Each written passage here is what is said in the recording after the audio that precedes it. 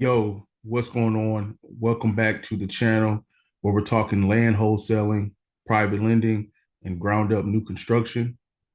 And in today's video, I'm going to explain to you when you get a lead, when you're calling for wholesale land deals, what's the next step?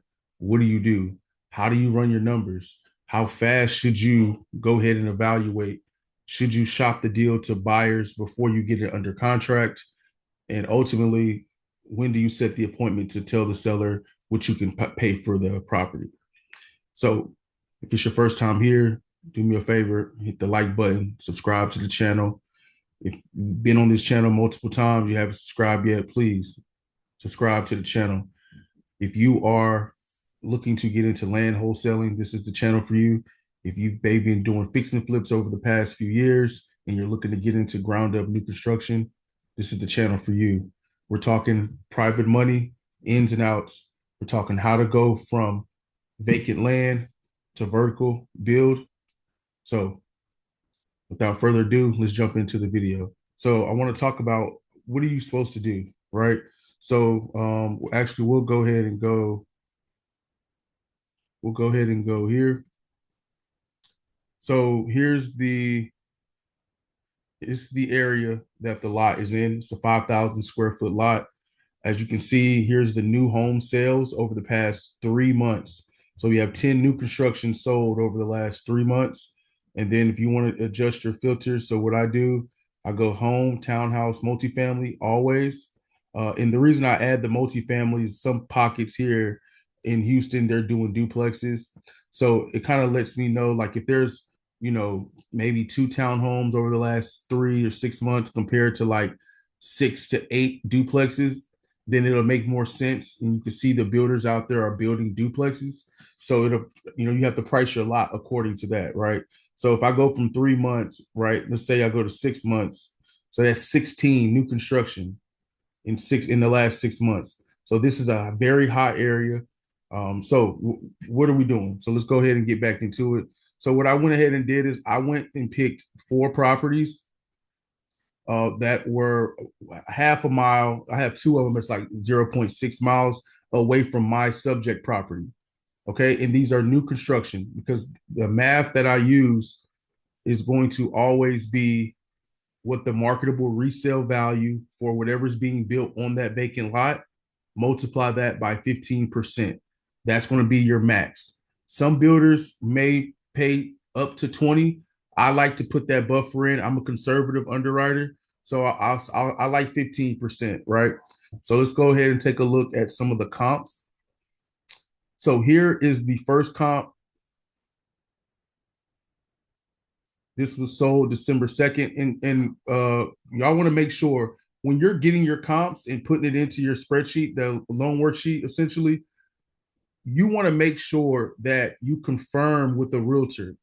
So you can, and I'll show you what I mean later, but you always want to confirm when you're using sites like Redfin, sites like Zillow. Find you a good realtor, a solid realtor, maybe somebody who's young and hungry, and that way you all can grow together. Uh, but realtors, they give you a lot more opportunity when land wholesaling, especially if you can't get, if you have maybe your numbers are a little tight for a traditional wholesale deal, you may be able to go ahead and go novation. And and just explain what a novation is. It's pretty much you and the seller sign an agreement for the price that they want, and they agree to for you to be able to list the property. They're not paying a listing fee. You and the agent agree to pretty much split the assignment fee.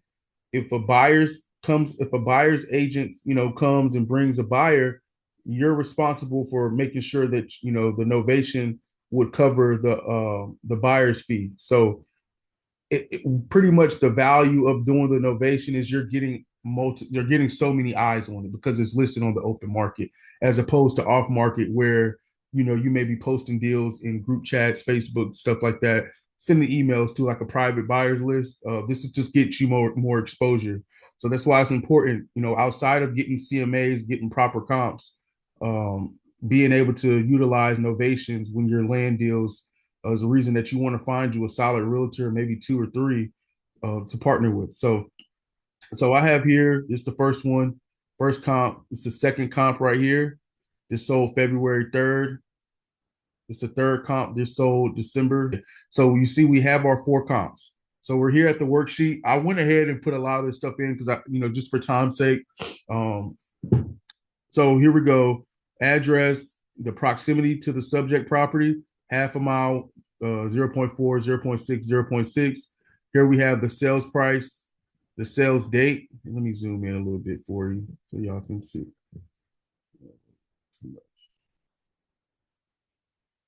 Okay, so all right, this should be perfect.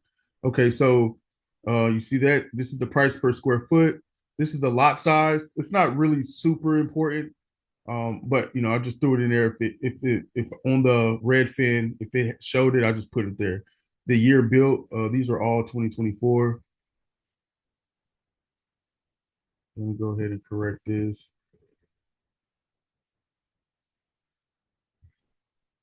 Here's the bed and bath, 3 bed, 3.5, 3 bed, 3.5, 3 bed, 3.5. Here we have 1957 square feet, 1901, 1740, 1801. So what's the next step? How are you going to figure out what you can pay for the lot? First and foremost, go ahead and fill this stuff out. So, and guys, if you do not know how to use Excel, learn how to use Excel. Learn how to use Excel. It'll make your life a lot easier in real estate if you just learn how to use Excel.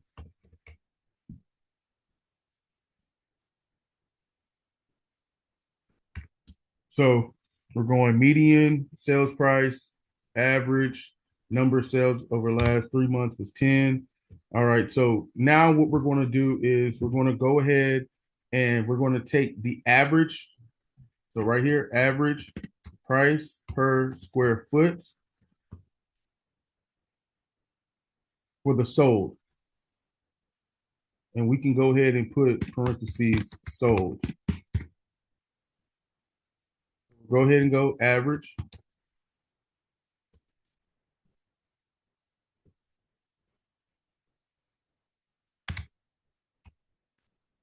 Okay, so we have 222.82.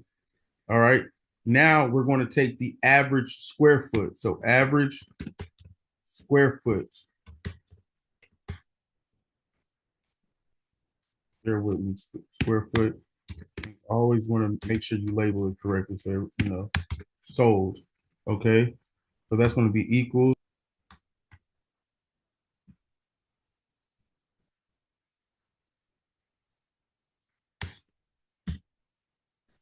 So 1850 is the average square feet. Now, what we're going to do is because we know we're going to base our offer number, we're going to base our price off of what the resale is going to be. So we're going to just take average. And then after we take our average, we're going to go high end of the market, low end of the market. And what I mean by that, you're going to look through the price per square feet, look at the highest, which is 241, then look at the lowest, 202, and then we're going to take those and multiply that by our average square foot. So now what we're going to do is go ahead and go equals right here times right here. Okay, so based on that, the on average, so let's just say average. Well, we'll put the function, the reasoning why we did that there later. So we're going to go 8. This is going to be equals right here times 2. Okay, then equals right here times 15%. That puts us at 123. So this is the max that a builder is going to pay is 123 for the lot.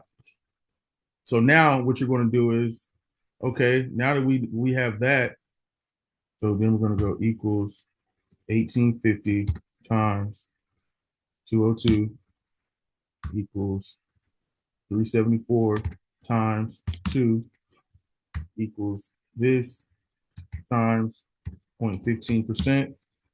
Okay. Then we're going to go 1850 again. And mind you, the reason why is you want to go bottom of the market, top of the market, middle of the market, and you can kind of find somewhere in between. So 1850, and we're going to go equals 1850 times the highest, which is 241. Boom. Make sure you do put it right here for numbers. Okay, 446 equals 446 times 2 equals 893 times 0.15, puts it at 133. So how do you come to your decision, right? So you see the medians 415, 411, you see 412, 374, 476. I'm probably going to go with a 400, more than likely. So we go right here, equals average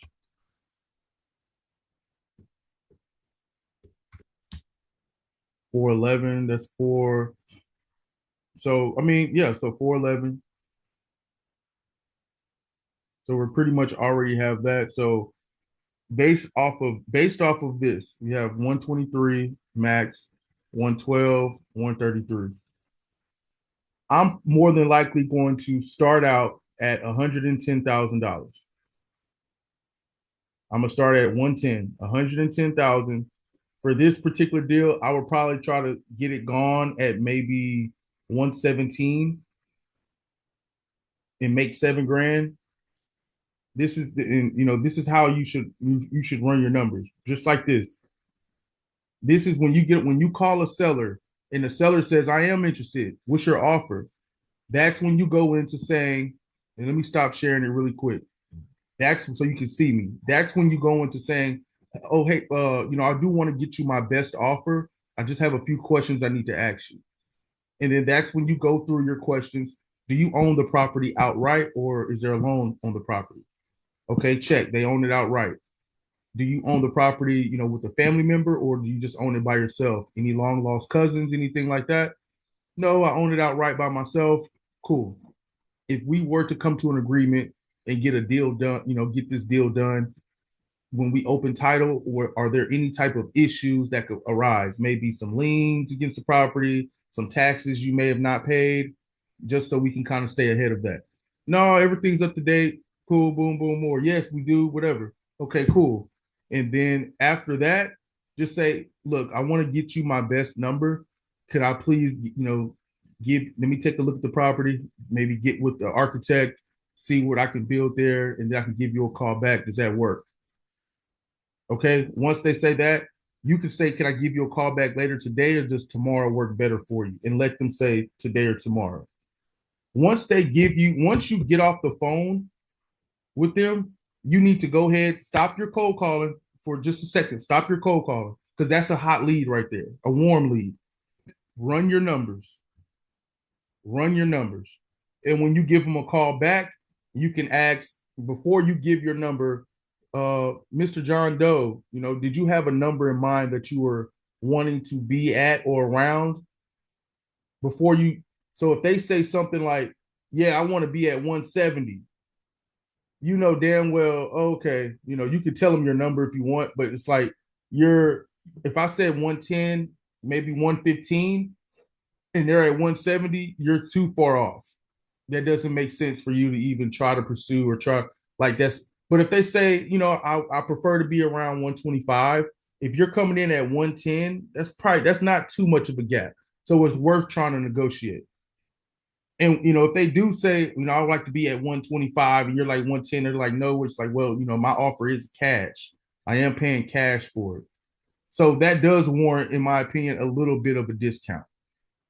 It's not a financing transaction. This is an off-market transaction. So you're not paying any type of realtor fees. You'll just be responsible for your taxes and your closing costs. And the way taxes work is, being that we're in a new year, let's say if we close this month, you will pay the taxes from January 1st to the closing date.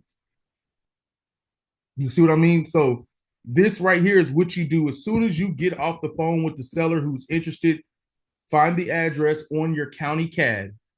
So you could just literally type in the zip code on Google and put CAD next to it, and it'll pull up the CAD that you need to search it, verify the lot, verify that they own it. And when I say verify the lot, like the lot size, And the survey is going to tell you everything, but have all this information up front. Go to the FEMA flood map, check if the property's in a flood zone. Once you have the CAD, you went to the flood zone and you saw it's not in the flood zone, go ahead and start running your numbers on it. Go to Redfin, look up new construction comps sold within the last 3 months, 6 months. And during this time period, I would say maybe up until April, you could use 6 months because it's the new year, right? The year just started first and foremost, and then like really holiday seasons, they kind of slow down. So November, December, the home buying kind of slows a little bit just because it's holidays, right? So I would say use it 6 months. If you can get your comps with three, use three, but go 3 to 6 months. Make sure you fill out all of this because this information is important because this is what you would use in order to justify your price. So you would just highlight this and highlight and copy this whole entire thing right here. This is how I came to my offer number. That's what you can tell them. This is how I came to my offer number. So you can screenshot that. You can put that when you send your deals out. You can put the math in here. Hey, this is the reason I'm at. This is where I'm at right now. You're showing your work in these Excel so they can see that. And further down the line, we'll talk about putting together loan terms. You can put together your loan terms however you want, but that's another topic for another video. Pretty much what you're worried about right now is going to be running your numbers, calling the seller back, and making offers. When you're wholesaling land, your KPIs are important. Dials are just rings. Okay, they didn't answer. You know what I mean? Conversations. Okay, I called 50 people. 12 of them answered, and out of the 12, I got 6 yeses, 6 nos. So that's 6 leads, right? So in your KPIs is important to track because down the line you'll know I need to make this many phone calls and make this many offers a week or per day to hit this amount of number, like this number that I want. So if your goal is to make $5,000 a month, that can be one deal a month, or that can be five $1,000 deals, two $2,500 deals. However, okay, I made 50 phone calls today. And realistically, out of the 50, let's say half. Let's say out of 50 phone calls, out of 50 dials, I had 25 conversations. Out of the 25 conversations, I had 5 people interested in selling. Right? So you have 5 people interested. That means you have 5 of this that I just showed you how to do. You have to do this 5 times for 5 separate, and you make 5 different offers. I made 5 offers. Out of the 5 offers that I made today, 2 were accepted. Boom. That's your KPIs. Number of dials, number of conversations, offers made, offers accepted. That's you have to get in the habit of tracking this stuff. That's why I tell you use a CRM, and the quicker you get the dialer, it makes it so much easy because you can automate everything. You can use Zapier to connect everything, and it'll automate through your CRM.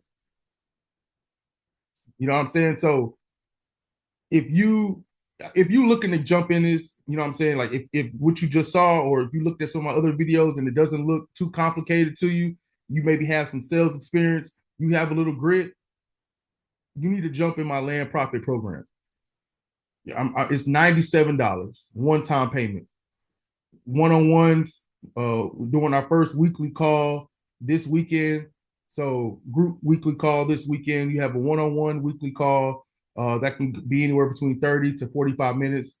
It's just depending on what we can talk about. But this is the stuff that you need to utilize. Utilizing Excel, your cold call software, pulling your list. You don't have to do too much. Starting out, the cheapest thing to do is to go get the list and start calling. Once you start making some money, then you can start sending out some direct mail to your leads that you have to follow up with to stay in front of their mind. That's, you know what I'm saying? Like you could put out some bandit signs in certain areas. We buy land, cash. What's the value of your land? Call this number. Stuff like that. As you start making money, as you start making money, in the beginning, stack up the money first. Before you think about trying to add in different stuff in your business, get to 25 grand first. Get to 25 grand. Save 25 grand from your wholesale business, cash in your bank account. And when you close your first deal, you need to make sure that you open up an LLC in a business bank account to protect yourself. You want to make sure that you do that. Open up an LLC, okay? Create a business bank account. The money that you make from wholesaling, put it straight into your business bank account. Save 25 grand, then start having a campaign for mailers, having a campaign for social media marketing with Facebook ads essentially, and then have a campaign maybe for bandit signs. Maybe put out, I don't know, 50, 60 bandit signs. So that's pretty much all I have for you today. If you found this video helpful, please hit the subscribe button. Come on now.